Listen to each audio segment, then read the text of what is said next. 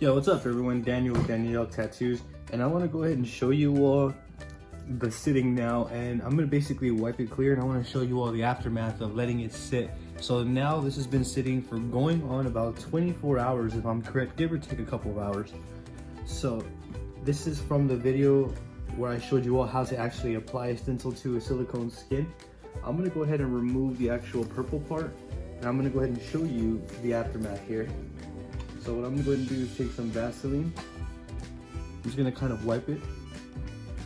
You could work it in there if you choose to.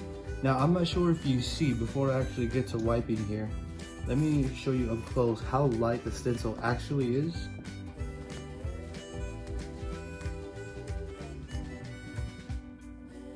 And then how it's going to be.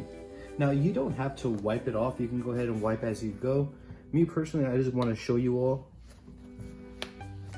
why letting it sit is crucial when using these silicone skins.